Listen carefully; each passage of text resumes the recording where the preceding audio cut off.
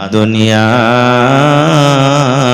কুল্লুহা মাতা ওয়া খায়রু মাতা'আদ-দুনিয়া আল-মারআতুস সালিহা।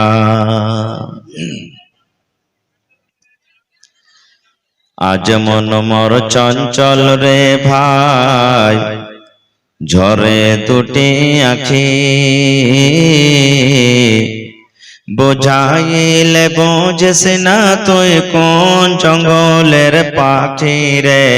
আজ মন মোর চঞ্চল রে, আজ মন মোর চঞ্চল রে ভাই, ঝরে দুটি আখি,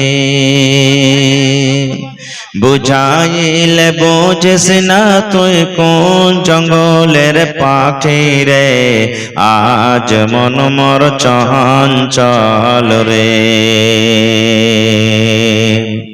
কাঁচা বাঁশের খাট বাঁধিবে শুকনো পাতের ডোর, কাঁচা বাঁশের খাট বাঁধিবে শুকনো পাতের ডোর। এমন করে বাঁধবে রে মন চলবে না তোর জোর রে।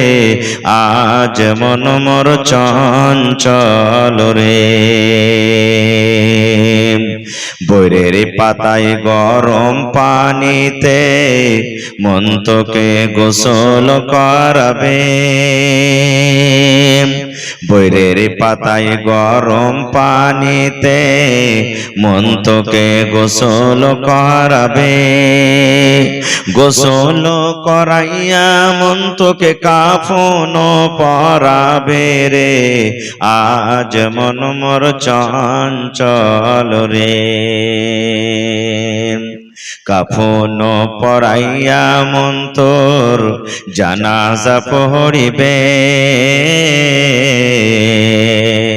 কাফন পরাইয়া মন তোর জানাজা পড়িবে, জানাজা পড়িয়া মন তোকে দফন করিবে রে। আজ মন মোর চঞ্চল রে। মা কান্দিবে বেটার বেটা, বোন কান্দিবে ভাই, মা কান্দিবে বেটার বেটা, বোন কান্দিবে ভাই। ঘরের বেগম সেও তো কাঁদবে আর তো কেহ নাই রে। আজ মন মোর চঞ্চল রে। মা কান্দিবে বেটার বেটা, বোন কান্দিবে ভাই। ঘরের বেবি সেও তো কাঁদবে আর তো উপায় নাই রে। আজ মন মোর চঞ্চল রে।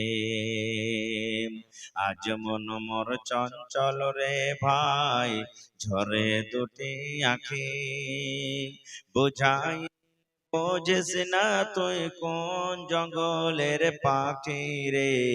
আজ মন মোর চঞ্চল রে। নারে তাকবীর।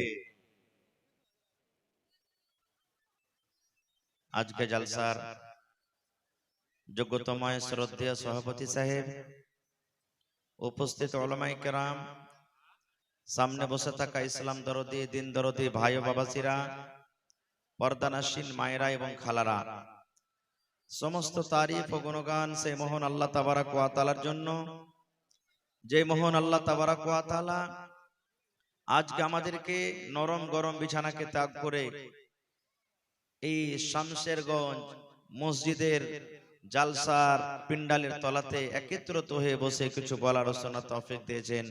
তাই আমরা সে আল্লাহর প্রশংসা করি অন্তর থেকে মুহাব্বতের সাথে। একটু সকলেই পড়েন আলহামদুলিল্লাহ। একটু জোর করে মুখ খুলে পড়েন ভাই আলহামদুলিল্লাহ। তারপর আমাদের শেষ নবী হযরতে মুহাম্মদুর রাসূলুল্লাহ পড়েন সাল্লাল্লাহু আলাইহি ওয়াসাল্লামের পর অগণন দারুদ শরীফ শান্তির ধারা বর্ষিত হোক, আমিন। আল্লাহুম্মা সাল্লি আলাইহি আল্লাহুম্মা বারিক আলাইহি। বন্ধুগণ, আজকে আমি আপনাদের সামনে কোরআন মাজিদ থেকে কয়েকটি আয়াত তেলাওয়াত করেছি এবং আল্লাহর নবী মুহাম্মদ সাল্লাল্লাহু আলাইহি সাল্লামের একটি হাদিস পড়েছি। সে আয়াত হাদিসকে সামনে রেখে আমি আমার বক্তব্য ইতি করব। ওমা তাওফিকি ইল্লা বিল্লাহ। তাই আল্লাহর কাছে দোয়া করি রব্বুল আলামিন আমি যা কিছু বলবো যেন সহিহ হাদিস এবং কোরআন থেকে বলতে পারি এবং তার প্রতি ছোট বড় সকলে যেন আমরা আমল করতে পারি, তার জন্য আল্লাহ আমাদেরকে তৌফিক দেন। পড়ুন আল্লাহুম্মা আমিন। এই ভাই তোমরা গল্প কেন করছো? তো জি গল্প করিয়া না, লাগিয়ে দাও, ছেড়ে দাও, বেঁচে যাও। ভাই মুসলমান, আমি আপনাদের এলাকাটা তো নতুন, হয়তো মোবাইলে দেখা হবেন কিন্তু সরাসরি হয়তো কত লোক দেখেননি। তবে আমি যতক্ষণ স্টেজে থাকবো আল্লাহর কাছে দোয়া করছি আমার মুখ দিয়ে যেন বাজে কথা না বাড়াই, আর যদিও কোনোটা বের হয়ে যায় আল্লাহ যেন আমাকে ক্ষমা করে। আল্লাহুম্মা আমিন। আজকে দিনই মজলিস, দিনই বৈঠক, এটা কোনো গান বাজনা হাসি মজাক ঠাট্টির মাহফিল নাই। হাসি মজাক বাড়তে তো আমরা করছি, বাজারে করছি, চায়ের দোকানে করছি, রাস্তাঘাটে করছি। দিনই মজলিসে হাসি ঘাসি চলবে না, কারণ বিখ্যাত উলামায়ে কেরাম স্টেজে বসে আছেন। আল্লাহর নবী সাল্লাল্লাহু আলাইহি সাল্লাম বলেছেন যেদিন কিয়ামত কায়েম হবে, হাসর ময়দান হবে, ওই দিন আল্লাহ তাবারাক ওয়া তাআলার সামনে নবীরা সাহস করে যাবেন না। সব নবীর উম্মতেরা পেরেশান, মানুষ আমরা পেরেশান থাকবো। আর আল্লাহ তাবারাক ওয়া তাআলা সেই দিন কিয়ামতের মালিক হবেন, বিচারের দিনের মালিক। আল্লাহ তাবারাক ওয়া তাআলা যেন হিসাবটা নিয়ে লাই। কিয়ামতের দিনটা এত কঠিন হবে, এত পেরেশানির দিন হবে, ভয়ঙ্কর দিন হবে, মানুষ কিয়ামতের কষ্টটা সহ্য করতে পারবে না। তখন খুঁজে বেড়াবে মানুষকে যে আল্লাহর কাছে একটু সুপারিশ করার জন্য, কাউকে ধর না রে, কাউকে ধর, যে আল্লাহকে বলবে আল্লাহ জান্নাত জাহান্নাম যা দেবে আল্লাহ দিও, কিন্তু হিসাবটা আল্লাহ তুমি তাড়াতাড়ি করে নিয়ে নাও। আদম নবীর কাছে যাবেন, ইব্রাহিম নবীর কাছে যাবেন, ইসমাইল নবীর কাছে যাবেন, প্রত্যেক নবীর কাছে যাবেন, কিন্তু সব নিজের উজুর পেশ করবেন। আমি ওদিকে যাব না। তবে একজন নবী ছিলেন, যেই নবীকে আল্লাহ আদেশ করেছিলেন নিজের বেটাকে কুরবানি করো, সেই নবীটার নাম বলতে পারবেন? একটু জোরে বলেন। হ্যাঁ, আমি যতক্ষণ থাকবো একটু কথা বলতে হবে আপনাকে। ইব্রাহিম নবী 3 জায়গাতে মিথ্যা কথা বলেছিলেন, শরীয়তের নিগাতে আসলে ওগুলো মিথ্যা নয়। এবার যখন লোকেরা তার কাছে যাবেন কিয়ামতের মাঠে, তো বলবেন যে আমি যেতে পারবো না আল্লাহর কাছে। লোকেরা বলবেন যে আপনি হলেন খালিলুল্লাহ, আল্লাহর দোস্ত, আল্লাহ আপনাকে আগুন থেকে বাঁচালছেন, আপনি নিজের ছেলেকে কুরবানি করতে গেছিলেন, তো একটু আল্লাহর দরবারে সুপারিশ করেন, আল্লাহ যেন আমাদের হিসাব কিতাবটাকে নিয়ে লাই। ইব্রাহিম নবী কি বলবেন জানেন? ওরে আল্লাহ, আমি যেতে পারবো না, কারণ যদি আল্লাহ আমাকে প্রশ্ন করে দেয় ইব্রাহিম তুমি সুপারিশ করতে এসো, বলে তোমার হিসাবটা তুমি দিয়ে দাও 3 জায়গাতে যে মিথ্যা কথা বলেছিলে, তখন তো আমি ধরা পড়ে যাব। তো ভাই রে, একটা নবী, সুবহানাল্লাহ, আল্লাহ নিজের দোস্ত বলেছেন সেই নবীকে, সেই নবী সামান্য শরীয়তের দিক থেকে মিথ্যা নয়, তবে মিথ্যা মনে করে আর গুনাহ মনে করে আল্লাহর সামনে যদি যেতে না পারেন, তো আমি আপনি কি ভাই, আমি আপনি কি যে লোককে হাসার জন্য মিথ্যা কথা বলবো? আমার আপনার ঠিকানাটা কোথায় হবে একটু ভেবে দেখেছেন? আজকে আমাদের মজাক তো শরীয়ত বাহির মজাক, আল্লাহ রাসূল মজাক করেছেন, আল্লাহ রাসূল মজাক করেছেন, কিন্তু আমাদের মতন মজাক নাই। যেমন আল্লাহ রাসূল মজাক কি করেছেন জানেন? একটা হাদিস বলি। একজন মহিলা এসে বলছেন, আল্লাহ রাসূল আমি নামাজ রোজা সব করি শক্তি মতন, তেলাওয়াত ওয়াগেরা তাসবিহ তাহলিল করি, আমি কি জান্নাত যাব? আমি কি আল্লাহ কি আমাকে জান্নাত দিবেন? তো আল্লাহ রাসূল বলছেন যে কোন বুড়া কিংবা বুড়ি জান্নাতে যাবে না। রাসূল কি বললেন? কোন বুড়া কিংবা বুড়ি জান্নাতের ভিতরে যাবে না। ওর মন খারাপ, আল্লাহ আমার বয়স হয়ে গেছে, নামাজ রোজা তাইলে আমার সব ব্যর্থ বেকার হয়ে গেল। যখন ওর মন খারাপ দেখলেন, তখন আল্লাহ রাসূল বলছেন যে এই শোনো শোনো, আমি এই জন্য বললাম যে কোন বুড়া বুড়ি জান্নাতে যাবে না। আল্লাহ তাবারাক ওয়া তাআলা যখন মানুষকে জান্নাতে দিবেন, ওই টাইমে মানুষের বয়সটা বুড়া থাকবে না, একবারে কড়কড়া 25-30 বছরকার জুয়ানি হালাতে যাবে জান্নাতের ভিতরে। এই জন্য আমি বললাম যে কোনো বুড়া বুড়ি জান্নাতের ভিতরে যাবেন না, এটা মজাক। কিন্তু এটা কি শরীয়তের মজাক হলো? আল্লাহুস সামাদ। একজন সাহাবী এসে বলছেন, আল্লাহ রাসূল আমাকে একটা সওয়ারি দিবেন না, আমি যার পরে সওয়ার হব। আল্লাহ রাসূল একটা সাহাবীকে বলছেন, যাও যে উটের বাচ্চাকে একটা দিয়ে দাও। আল্লাহ রাসূল মজাক করছেন, একটা উটের বাচ্চা দিয়ে দাও। তখন সে সাহাবী বলছেন, হুজুর আমি আপনার কাছে সওয়ারি চাচ্ছি, বড় উট চাচ্ছি, আর আপনি আমাকে উটের বাচ্চা দিবেন, উটের বাচ্চাতে কি করব আমি নিয়ে? আল্লাহ রাসূল হাসছে আর বলছেন যে আরে পাগল, যে উটের বাচ্চাটা তোমাকে দিব ও তো বড় হয়েছে, ও তো একদিন কাহরের বাচ্চা ছিল, এই জন্য তো আমি বললাম যে উটের বাচ্চাটাকে দিয়ে দাও গা। এগুলা হলো মজাক। আর আমাদের মজাক তো কোন আইল কি আর নাচ পাঘা নেই। সুবহানাল্লাহ। খায়ের যা হোক, আমি ওদিকে যাব না ভাই। ভাইরে, আজকে আমি আপনাদের সামনে যে বিষয়টি নিয়ে আলোচনা করেছি, যে এই জমিনে পৃথিবীতে আমরা মুসলমান যারা ইসলাম মানে না, বুঝে না, জানে না, তারা তো বলে আমরা মুসলমানও বলি যে আল্লাহ তাবারাক ওয়া তাআলা এই পৃথিবীতে মেয়েদের কোনো মান সম্মান দেয়নি, বেটির কোনো মান সম্মান দেয়নি। তো মেয়েদের মান সম্মান শরীয়ত কতখানি দিয়েছে, আজকে আপনাদের সামনে দু চারটা কথা বলবো। তার আগে একটা প্রশ্ন করি, এই জমিনের উপরে বর্তমান যুগে সব থেকে সস্তা জিনিস যার কোনো মূল্য নেই, বলেন তো আপনারা কে? বলতে পারবেন না? জমিনের উপরে সব থেকে যার মূল্য নেই, সস্তা, যার কোনো আহমিয়তি দিন আমরা, বলতে পারবেন না? আচ্ছা ভাই, আপনারা কেউ বলবেন হয়তো মোল্লা বুঝে নুন হবে, লবণ। নুন তো কম করে সস্তা গেলে 10 টাকা নিচ পাবেন না, 10 টাকা কেজি নাকি?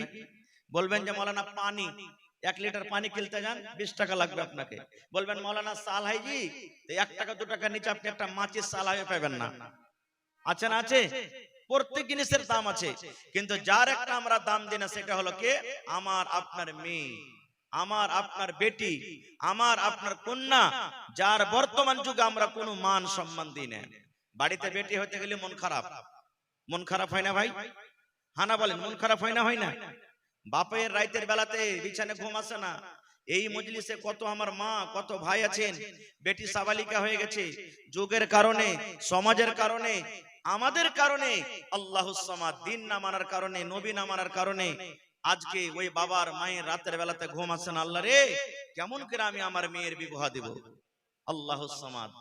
কত বাপ এমন আছেন টাকা নিয়ে বসে আছেন, 2 লক্ষ 3 লক্ষ 5 লক্ষ টাকা নিয়ে বসে আছেন দেওয়ার জন্য, যেগুলা শরীয়তে জায়েজ নাই, তবু তার বাড়িতে রিশতা আসে না।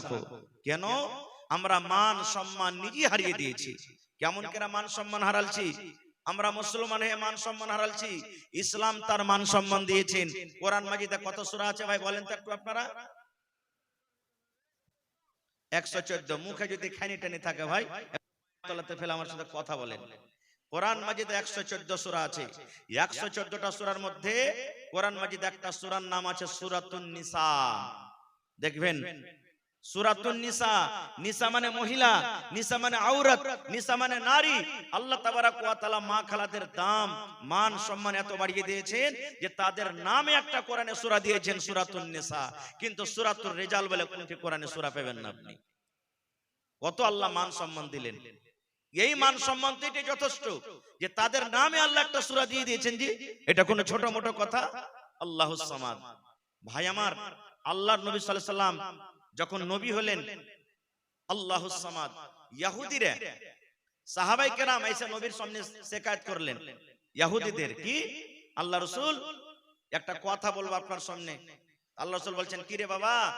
বলছে যে আমাদের আশেপাশে যে ইহুদিরা আছে, ওরকে স্ত্রীর যখন হাইজ মাসিক হয়, স্ত্রীর যখন মাহিনা হয়, হাইজ মাসিক হয়, তখন ওকে বিছানে শুতে লাই না, ওর বিছানটাকে আলাদা করে দেয়, ওর হাতের খাই না, ওর রান্না বান্না খাই না, ওর কাপড় সাফ করা লাই না, আর ওকে বিছানো পাঞ্জরে ঘুমাইতে লাই না। বলছে যে তুই জয়দিন না পাক হয়ে থাকবি, তুই আলাদা হয়ে থাক, তুই এখন না পাক হয়ে আছিস, তোর মতন স্ত্রীকে বিছানে শুতে লিব না। কে বললেন? সাহাবায়ে কেরাম। ইহুদিরা এরকম করত, নবীর সামনে শিকায়ত করলেন। সুবহানাল্লাহ। এবার নবীজি কি বললেন জানেন? রে আমার উম্মতের দল, ও আমার উম্মতেরা, সাহাবারা, তোমরা শুনে নাও, যদি কোনো মহিলা, যদি কোনো নারী, যদি কোনো মহিলা হাইজের হালাতে থাকে, মাসিকের হালাতে থাকে, তাইলে তার শরীরটা নাপাক এরকম হয় না রে যে তার স্বামী তার পাঞ্জরে ঘুমাতে পাবে না, তার হাতে খেতে পাবে না, রান্না করা খেতে পাবে না, রুটি বানা খেতে পাবে না, ভাত তৈরি করা খেতে পাবে না। সব করে তুমি খেতে পারো, তার গায়ে গা লাগিয়ে তুমি ঘুমাইতে পারো, তোমার স্ত্রীকে তুমি চুমা খেতে পারো, তার ভাত রান্না তুমি খেতে পারো, তোমার স্ত্রী তোমাকে পানি দেবে দিবে তুমি গোসল করতে পারো, তোমার কাপড় সাফ করে দিবে তুমি পরতে পারো। কিন্তু আল্লাহ রাব্বুল আমিন মহিলাদেরকে নিষেধ করলেন, মহিলারে যেদিন তুমি নাপাক হয়ে থাকবে ওই দিন তুমি নামাজ পড়িও না রে মহিলা, তুমি নামাজ পড়িও না। আল্লাহ রাব্বুল আমিন তোমার জন্য নামাজকে maaf করে দিয়েছেন। 2 দিন 3 দিন 4 দিন 5 দিন যেদিন তুমি নাপাক হয়ে থাকবে, নাপাকের হালাতে আল্লাহ তোমার নামাজকে maaf করে দিয়েছেন, তোমাকে নামাজ পড়তে হবে না। আর যদি রমজান মাসে তোমার হাজ মাসিক চালু হয়ে যায়, তাহলে যেদিন তুমি নাপাক হয়ে থাকবে রে মহিলা, তুমি রোজা ছেড়ে দাও, তুমি রোজা রাখিও না। এবার তোমার রমজান মাস যখন শেষ হয়ে যাবে, রমজান মাস যখন পার করে যাবে, আরো যে আগামী বছর রমজান আসার আগে আগে 11টা মাস বাঁচে, 11 মাসের মধ্যে তোমার ওই বাকি ছোটা রোজা কোটাকে তুমি পূর্ণ করে না। এটা নিষেধ করলেন। আর কি বললেন? রে পুরুষের দল, এ পুরুষেরা তোমরা শুনে নাও, তোমার বিবিরা তোমার জন্য হারাম আছে একটা কাজের জন্য, একটা কাজ তোমরা জেনে শুনে খবরদার করবে না। যদি তোমরা কাজটা করতে যাও তাহলে তোমাদের পাপ হয়ে যাবে, গুনাহ হয়ে যাবে, তোমরা গুনাহ করে যাবে, তোমাদের দ্বারাতে ভুল হয়ে যাবে, গুনাহ হয়ে যাবে। কি কাজ করবে না রে পুরুষ? আল্লাহ রাসূল বলেছেন, পুরুষ রে যখন তোমাদের স্ত্রীদের এমসি হবে, হায়েজ হবে, মাসিক হবে, তখন খবরদার খবরদার তোমার স্ত্রীর সাথে তুমি মিলন করিও না, তার সাথে হামবিস্তারি করিও না, তার সাথে তুমি জিমা করিও না, তার সাথে তুমি সহবাস করিও না। তুমি গায়ে গা মিলিয়ে তুমি ঘুমাতে পাবে, শুতে পাবে, কিন্তু একটাই কাজ থেকে তোমাকে শুধু বারণ করলাম, সেটা হলো তোমার স্ত্রীর সাথে তুমি মিলন করবে না। এবার যদি কোনো মানুষ বলে যে না আমি করি নিব, তো নবীর নাফরমানি করলে, আর নবীর যখন নাফরমানি হয়ে গেল তো ওই জায়গাতে গুনাহ হয়ে গেল। আর এবারে ওই ইহুদিরা নিজের স্ত্রীদের মান সম্মান দিত না, বিছানে নিজের স্ত্রীকে ঘুমাইতে দিত না যে তুই আলাদা হয়ে ঘুমা, কখন যখন হাইজ মাসিকের আলাসে থাকতো। কিন্তু এখন শরীয়ত তার মান সম্মান দিয়ে দিলে সুবহানাল্লাহ, যে তোমার স্ত্রী তোমার পাঞ্জরে ঘুমাবে, কোনো গুনাহ নেই। আর একটু আগে চলেন, নবীজি কত মান সম্মান দিয়েছেন। আল্লাহর নবীর স্ত্রী মা আয়েশা রাদিয়াল্লাহু তাআলা আনহা নবীর পাঞ্জরে একদিন বসে আছেন, নবী আমার বসে আছেন, মা আয়েশা রাদিয়াল্লাহু তাআলা আনহা এবার নবীর পাঞ্জরে বসে আছেন, গিলাসে করে মা আয়েশা দুধ পান করেন, গিলাসে করে মা আয়েশা পানি পান করেন। মা আয়েশা নিজে বলেন, আমি যখন গিলাসে করে পানি পান করে দুধ পান করে, আমার দয়ার নবী আমার দিকে দেখছেন, আমার বিবি আয়েশা গিলাসের কোন জায়গাতে মুখ লাগায় ঠোঁট লাগায় পানি পান করেন। এবার মা আয়েশা বলেন, সহিহ হাদিস রে বন্ধু, আমি পানি পান করতে করতে কিংবা দুধ পান করতে করতে যখন আমি গিলাসটাকে রেখে দিলাম, দয়ার নবী চট করে গিলাসটাকে উঠিয়ে নিলেন। মা আয়েশা বলেন, যেই জায়গাতে গিলাসের আমি মুখ লাগাইয়ে ঠোঁট লাগাইয়ে পানি পান করলাম, দয়ার নবী ওই জায়গাতে মুখ লাগাইয়ে ঠোঁট লাগাইয়ে পানি পান করলেন। শুধু তা নয়, মা আয়েশাও বলেন, আমি হাড্ডি চুষে চুষে খাই কিংবা আমি গোশত ছিঁড়ে ছিঁড়ে খাই, আমার নবী আমার দিকে দেখেন, আমার বিবি আয়েশা এই গোশতের কোন জায়গাতে মুখ লাগাইয়ে কামড় দেয়, হাড্ডিতে কোন জায়গাতে দাঁত লাগায়। মা আয়েশা বলেন, গোশত খেতে খেতে খেতে যখন আমি থালাটা রেখে দিলাম, পেস্টটাকে যখন থালাতে রেখে দিলাম, নবীজি আমার চট করে পেস্টটাকে উঠিয়ে নিলেন। আমি আয়েশা যেই জায়গাতে আমি মুখ লাগাইয়ে দাঁত লাগাইয়ে কামড় দিলাম, আমার দয়ার নবী আমার ওই মুখ লাগা জায়গাতে মুখ লাগাইয়ে দাঁত লাগাইয়ে কামড় দিলেন। এবার শেষে মা আয়েশা কি বলছেন, আমি ওই অবস্থাতে ছিলাম যখন আমার মাসিক হচ্ছিল, হাইজ হচ্ছিল। নবীজি এখানেও মা খালাদের সম্মান বাড়িয়ে দিলেন। যে ইহুদিরা নিজের স্ত্রীকে ঘুমাইতে দিত না হাইজের হালাতে, নবীজি তার মুখের খেলে হায়রে আল্লাহ, কেমন মহব্বত ভালোবাসা জি ভাই। আর আমাদের মহব্বত ভালোবাসা কি জানেন? কোন ভাই যদি ভাত খেতে বসেছে, রুটি খেতে বসেছে, তরকারি খেয়েছে, খেতে খেতে চাইটি ভাত যদি বেশি হয়ে যায়, আর ওর স্ত্রী করে, রে হালে আমার মা ভাত কটা খেতে পারলাম না, তুই খেয়ে লাগা। তো মা খালারা কি জবাব দিবেন? হ্যাঁ, তোমার পুঁটা পোড়া ভাত খেতে যাচ্ছি আমি, হ্যাঁ আমার কিছু নাই। ওর বেটারকে কবে, যা রে হতলা, যা দিয়ে দেগা, ছাগল টাকা দিয়ে দেগা, যা যা দিয়ে দেগা। ওর মুখের কিন্তু খাইবে না। এই তো আমাদের মহব্বত ভালোবাসা। এই ভাই মুসলমান, আর একটু আগে চলেন। মক্কার লোকেরা কি করত? এটাতে ইহুদের কথা বললাম।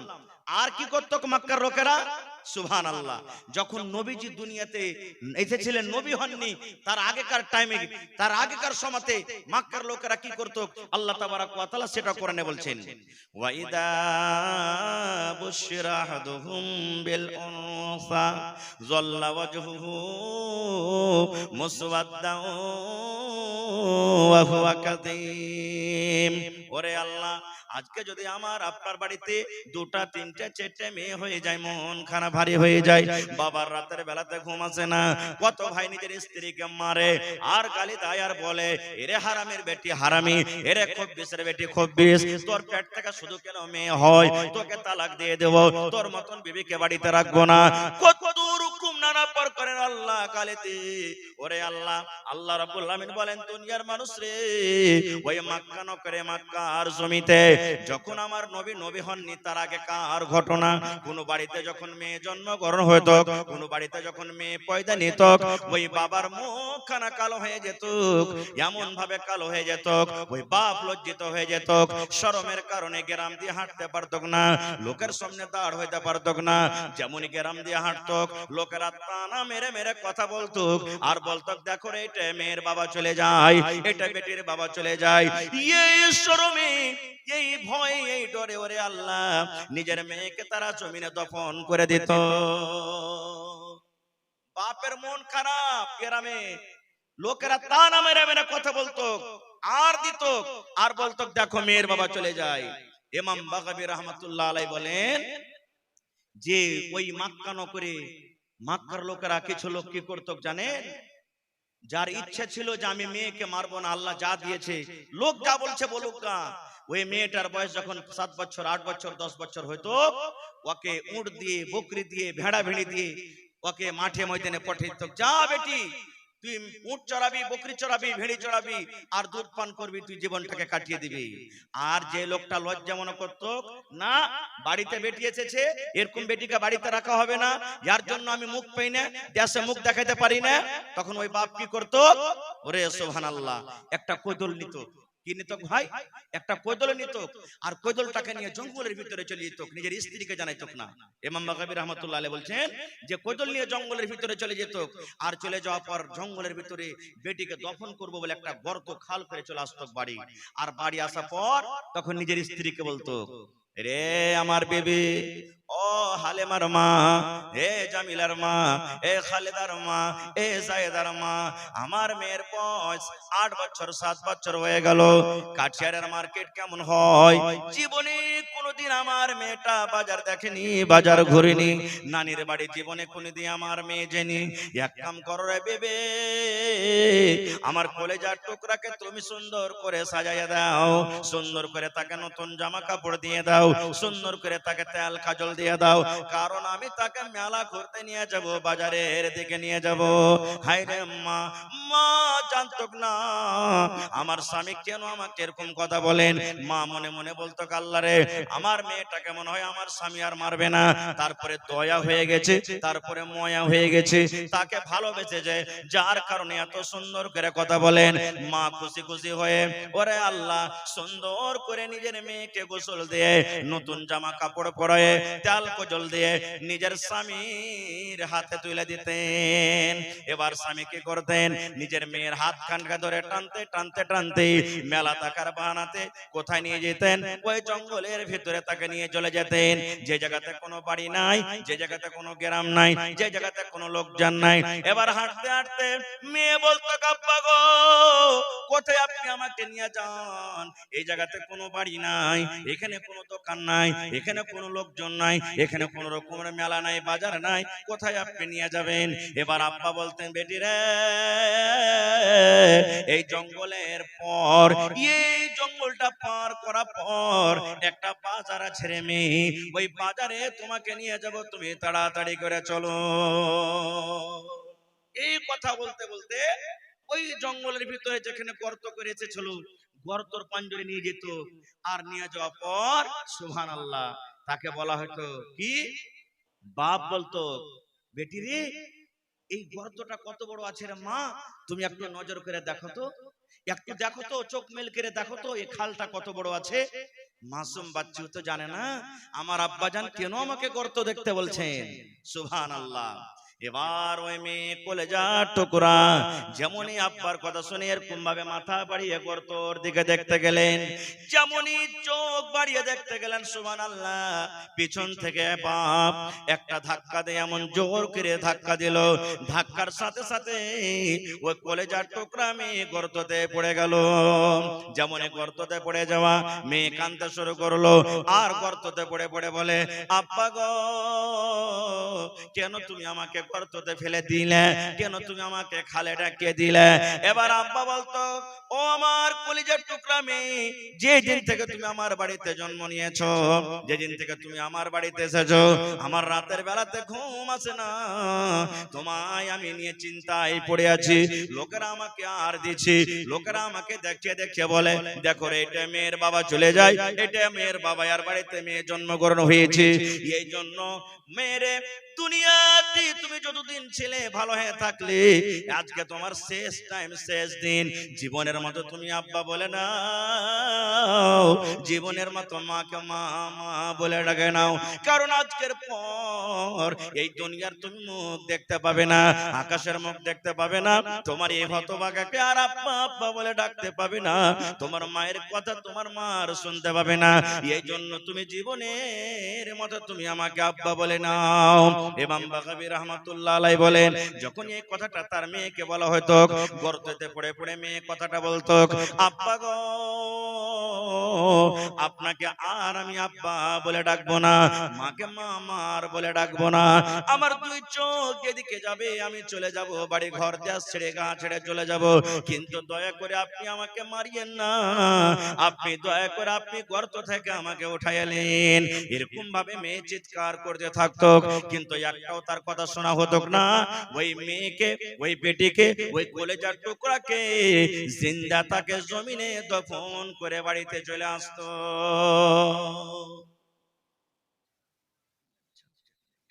দফন করে আসতো। এবার নবীজি মেয়েদের মান সম্মান কত বাড়ালেন জানেন? যে মেয়েকে দফন করা হতো, সেই নবী মেয়েদের ব্যাপারে কত বড় খুশখবরি দিন, পায়গাম দিলেন জানেন? এ মেয়ের বাবা তোমরা শুনে নাও, এই হাদিসে দুটা মেয়ের কথা বলা হয়েছে।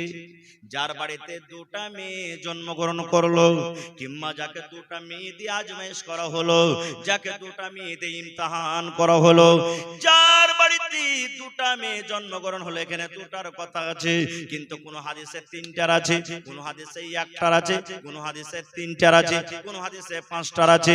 সোজাসুজি কথা রে বন্ধু, আল্লাহ রাসূল বলেন, উম্মত যার বাড়িতে মেয়ে জন্মগ্রহণ করেছে, ওই মেয়েকে শক্তি হিসাবে যদি পড়িয়ে লেখি, দ্বীনি তালিম দিয়ে, মেয়ে যখন বড় হয়ে যাবে, তার একটা সুন্দর জামাই দেখে, সুন্দর বাড়ি দেখে, সুন্দর ঘর দেখে যদি তার বিয়ে লাগিয়ে দিতে পারে, নবীজি এলান করে দিলেন, মেয়ের বাবারে, ওই মেয়ের বাবা আমি নবী জান্নাতের ভিতরে থাকবো। কেমন হয়ে জান্নাতে থাকবো? নবীজি দুটা আঙ্গুলকে ইশারা করে দেখিয়ে দিলেন, ও আমার উম্মতেরা শুনে নাও, এই দুটা লোক যেমন পাশাপাশি হয়ে আছে, এই দুটা আঙ্গুল যেমন পাশাপাশি হয়ে আছে, আমি নবী আর ওই মেয়ের বাবা জান্নাতের ভিতরে পাশাপাশি থাকবো। নারে তাকবীর। তাহলে এত বড় খুশখবরি পাওয়া পরও দুনিয়া যা বলছে বলুক, বাড়িতে মেয়ে জন্মগ্রহণ হতে গেলে মন ভারী করবেন ভাই? জোরে বলেন, মন ভারী করবেন? মন ভারী করতে গেলে জান্নাতের ভিতরে নবীর সাথী হইতে পারবেন না। মন খুশি করে রাখতে হবে আর আল্লাহর কাছে দোয়া করতে হবে, আল্লাহ তুমি মেয়ে দিয়েছো, একটা খুব বড় নিয়ামত, আল্লাহ তুমি তার ব্যবস্থা তুমি করো, আমার কাছে কিছু নেই। এবার আর একটা হাদিস বলি ভাই, আমাকে লাইনটা একটু অন্যদিকে পাল্টাতে হবে, এর জন্য আর একটা হাদিস বলে দিই যে হাজী মাওলানা নবীজির কয়জন মেয়ে ছিলেন আর নবীজি নিজের মেয়েকে কত ভালোবাসতেন, এর কি কোনো হাদিস আছে? আছে, বুখারী শরীফের হাদিস। আল্লাহর নবীর 4 জন মেয়ে ছিলেন। কয়টা মেয়ে? জোরে বলে। হ্যাঁ, ছেলেগুলা সব ছোট বয়সে মারা গেছেন আর মেয়ে শুধু বড় হয়ে মারা গেছেন। নবীজির বেঁচে থাকাকালে 3 জন মেয়ে মারা গেছে আর মরার পর নবীজির মা ফাতেমা ছোট মেয়ে মারা গেছেন। বাস 5 থেকে 10 মিনিট আমি শেষ করছি কথা। এবার নবীকে মক্কার লোকেরা কি বলতেন? ইন্না আতাইনাকাল কাউসার ফাসাল্লি লিরাব্বিকা ওয়ানহার ইন্না শানিয়াকা হুয়াল, কি আছে বলে? হুয়াল, হ্যাঁ, আবতার বলতেন নবীকে। আরে यार জ্বর কেটে গেছে, यार বংশ সাপ, শেষ, এখান থেকেই মরে গেলে यार নাম লেনাওয়ালা কেউ হবে না। কিন্তু আল্লাহ নবীজির মান সম্মান কত বাড়িয়ে দিলেন। যখন যখন আল্লাহর জিকির আছে, আল্লাহর নাম আছে, তখন তখন নবীর নাম আছে, আছে না? আজানে দি আশহাদু আল্লা ইলাহা ইল্লাল্লাহ, তারপরে কি আছে? আশহাদু আন্না, জোরে বলেন, মুহাম্মাদার। হ্যাঁ, ওদিকে আমি যাব না, ওদিকে আলাদা বিষয়। তবে সুবহানাল্লাহ, নবীজি নিজের মেয়েকে কত ভালোবাসতেন। নবীজি সোমবারের দিন মারা গেছেন, দিন ছিল সোমবার, একবারে 7টা-8টা বেলা, এই মতো টাইমে নবীজির সমস্ত স্ত্রীরা নবীর পাঞ্জরে বসে আছেন, সাহাবায়ে কেরাম বসে আছেন। এবার নবীজি নিজের বিবিরাকে বলছেন, কই আমার মা, আমার কলেজার টুকরা কই? নবীজি নিজের মা, মেয়েকে ফাতেমাকে মা মা বলে ডাকতেন। বলছেন, কই আমার মা, আমার কলেজার টুকরা ফাতেমা কই? দুটা কথা বলবো। ফাতেমাকে খবর দেওয়া হলো, ফাতেমা তোমার আব্বা তোমাকে ডাক দিয়েছে, চলো তাড়াতাড়ি করে। এবার ফাতেমা রাদিয়াল্লাহু তাআলা আনহা এবার নবীর কাছে এলেন। আসার পর নবীজি মুখে কথা বলতে পারেন না, নবীজি শরীরটা দুর্বল কমজোর হয়ে গেছে। এবারে নবীজি নিজের মেয়ে ফাতেমাকে ইশারা করছেন। কি ইশারা? রে আমার কলেজা টুকরা মেয়ে, ও বেটি ফাতেমা, আমার বিবিরা আমার পাঞ্জরে বসে আছেন, আমার সাহাবীরা আমার পাঞ্জরে বসে আছেন। মা গো, আমি তোমাকে আস্তে করে কিছু কথা বলবো, যেন আমার কথাগুলো আমার সাথীরা না শুনে, আমার সাহাবীরা না শুনে, আমার কথা যেন আমার বিবিরা না শুনে। ও মা ফাতেমা, তোমার কানটা আমার মুখের কাছে লাগাইয়া দাও, আমার মুখের কাছে তোমার কানখানা লাগাইয়া দাও। আমি তোমাকে আস্তে আস্তে করে কিছু কথা বলবো, যেন আমার কথা আমার সাহাবীরা শুনতে না পায়। ফাতেমা, তোমার কানটা মা আমার মুখের কাছে একটু লাগাতো, আমি তোমাকে কিছু আস্তে করে কথা বলবো। যখন কথাটা বলা, আল্লাহ নবীর স্ত্রীরা বলছেন, আল্লাহ কি হলো? নবীজি কোন এমন কথা বলবেন যেটা আমরা জানতে পারলাম না? সাহাবায়ে কেরাম বলছেন যে নবীজি নিজের মেয়েকে কোন এমন কথা বলবেন যে আমরাকে জানাবেন না? সুবহানাল্লাহ, আমরাকে জানাবেন না। ওরে আল্লাহ! এবার মা ফাতেমা রাদিয়াল্লাহু তাআলা আনহা আব্বার কথা শুনে এবার নিজের কানটাকে নবীর মুখের কাছে লাগালেন। নবী আস্তে আস্তে করে কোন এমন কথা বললেন, ফাতেমা কাঁদতে শুরু করলেন, কাঁদতে লাগলেন, নবীর কথা শুনে কাঁদতে লাগলেন। এবার নবীজি দেখলেন, আহারে, আমার কথা শুনে আমার মেয়ের কলিজা ফেটে গেল, অন্তর ফেটে গেল, চোখে পানি এসে গেল।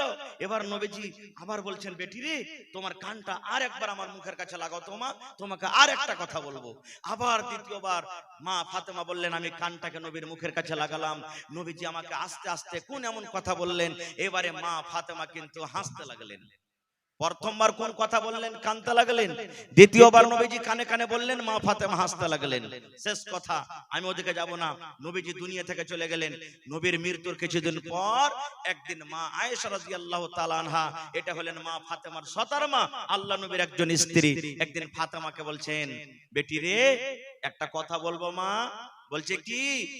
বলছে বেটি রে, যখন তোমার আব্বাজান মারা যাবেন, যেদিন তোমার আব্বাজান দুনিয়া থেকে চলে যাবেন, ওই দিন বেটি রে কোন এমন কথা নবী তোমার কানে কানে বলেছেন বেটি রে, যেটা আমরা শুনতে পাইনি, আমাদেরকে জানাননি?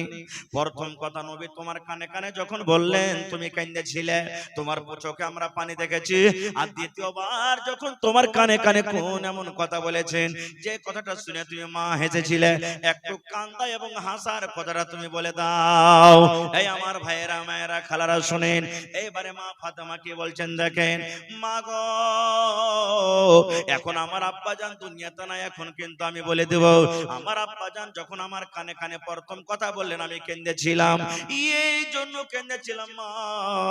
আমার আব্বাজান আমার কানে কানে বললেন বেটি রে, এখন আমার যাওয়ার টাইম হয়ে গেছে রে মা, আল্লাহ রাব্বুল আলামিনের তরফ থেকে অর্ডার হয়েছে, আর আমি দুনিয়াতে বাঁচবো না, এখন আমি দুনিয়া থেকে চলে যাব। তুমি এই হতবাটাকে, তুমি এই লোকটাকে তুমি জীবনের মতো তুমি আব্বা বলে ডেকে নাও, কারণ তোমার আব্বা জান আজকের পর থেকে আর দুনিয়াতে থাকবে না। আজকের পর তুমি এই লোকটাকে আর আব্বা বলে ডাকতে পাবে না। যেমন কথাটা বলা, মা ফাতেমা বলেন ওরে আল্লাহ, আমার আব্বা জান দুনিয়া থেকে চলে যাবেন, আমি কাকে আব্বা বলে ডাকবো? কে আমাকে মা মা মা বলে ডাকবে? এই কথাটা শুনে আমার চোখে পানি এসে গেছিল। আর যখন আমাকে দ্বিতীয়বার আমার আব্বা জান বললেন, আমি হাসলাম। আমার আব্বা জান এই কথাটা আমাকে বলেছিলেন, ও ফাতেমা তুমি কেঁদো না, কেঁদো না ফাতেমা তুমি কেঁদো না, কেঁদো না বেটি রে, কেঁদো না, কেঁদো না, কেঁদো না, কারণ আমার মরার পর, আমার মৃত্যুর পর, আমার দুনিয়া থেকে যাওয়ার পর, আমার বংশের মধ্যে, আমার খানদানের মধ্যে সর্বপ্রথম যে আমার সাথে দেখা করবে সেটা হবে মা ফাতেমা তুমি। ঠিক আল্লাহ নবীর 6 মাসের মৃত্যুর পর মা ফাতেমা রাদিয়াল্লাহু তাআলা আনহা দুনিয়া থেকে চলে গেছিলেন। এই কথাটা হাদিসটাতে কয়েকটা পয়েন্ট আছে, আমি ওদিকে যাব না। একটাই মাত্র পয়েন্ট, যে জন্য আমি আজকে আপনাকে হাদিসটা শোনালাম, যে নবীজি নিজের মেয়েকে কত ভালোবাসতেন, যে ভাই, যে নিজের মতের কথাটা নিজের কলেজার টুকরা মেয়েকে বললেন, বিবিরাকে বললেন না, কোন সাহাবীকে বললেন না। কিন্তু হায় রে আফসোসের কথা, আজকে আমরা নিজের মেয়েকে এত ভালোবাসি, যখন আমার আব্বার যখন মত হবে, তখন সবটি বেটা কটাকে ডাকবো আলাদা করে, আর বলবো রে শুন, ওখানে টাকা আছে, ওখানে ব্যাংকে টাকা আছে, ওখানে কেওলা আছে, ওখানে রসিদ আছে, আর ওই বাজারের জমিনটা তোরা ভাইগুলাকে মিলে জুলে ভাগ করে নিবি।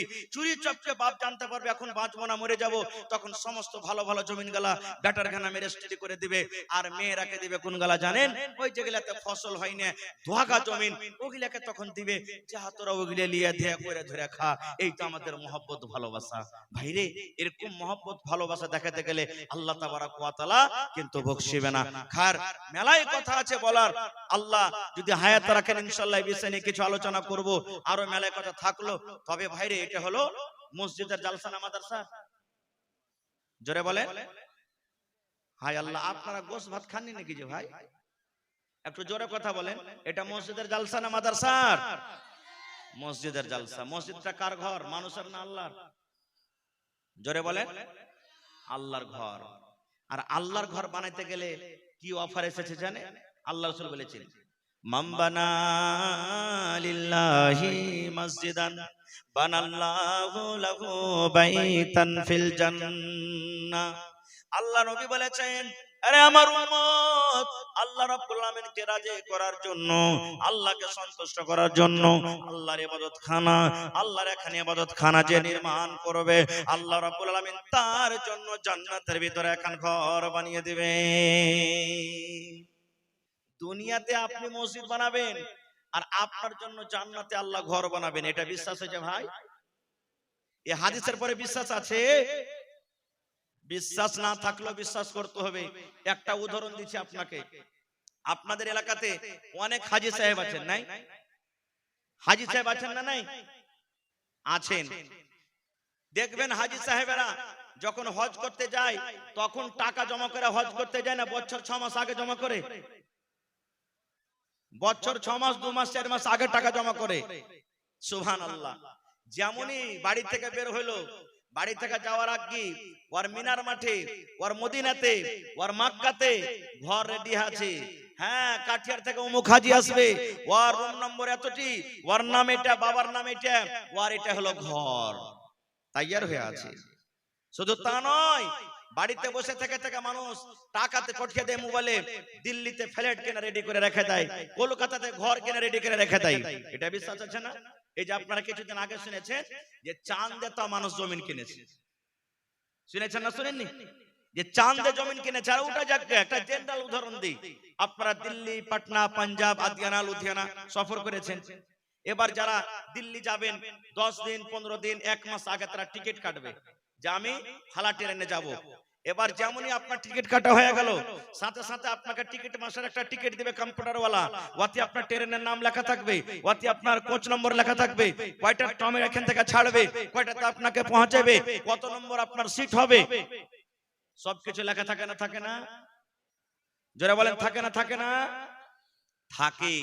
এবার দুনিয়াতে যদি মানুষ এতখানি তারাক্কি করতে পারে আল্লাহর দেওয়া জ্ঞানে, তো আল্লাহ রাসূলের পরে এই হাদিসটাতে আপনাকে আমাকে বিশ্বাস করতে হবে না যে নবী বলেছেন দুনিয়াতে তুমি এখানটা আল্লাহর জন্য ঘর বানাও, আল্লাহ তাআলা তোমার জন্য জান্নাতের ভিতরে এখানটা ঘর বানিয়ে দিবে। সুবহানাল্লাহ। ঘর বানাবে। আজকে আপনি মসজিদ বানাইতে আসেননি, আজকে নিজের জন্য জান্নাতের ভিতরে ঘর বানাইতে এসেছেন। ভাইরে, মসজিদ খুব সুন্দর, নামাজ পড়লাম এশারের নামাজ, খুব সুন্দর, ছোট মসজিদ কিন্তু খুব সুন্দর। আল্লাহ যেন এই মসজিদকে কবুল করেন, আর বানানেওয়ালাকে আল্লাহ যেন কবুল করেন। ভাই, আজকে এই মসজিদে শুনলাম কাজ হয়েছে, কিছু করজ আছে, আর মসজিদের এখনো কিছু কাজ বাকি আছে। তো ভাই, সেই মসজিদটাকে সামনে রেখে, মসজিদটাকে লক্ষ্য করে আল্লাহর ঘরের জন্য আজকে আমরা নিজের একটা ঘর বানাই, 10 লক্ষ 15 লক্ষ 20 লক্ষ টাকা খরচ করে দিয়ে কোনো 1 টাকা কারোর কাছে ধার লি না। আর এত বড় সমাজ, এত বড় গ্রাম নিয়ে একটা মসজিদ আজকে আমরা বানাইতে বসেছি। যদি একটা মসজিদ নির্মাণ না করতে পারি, কিয়ামতের দিন আল্লাহর কাছে কি আমরা জবাব দেব?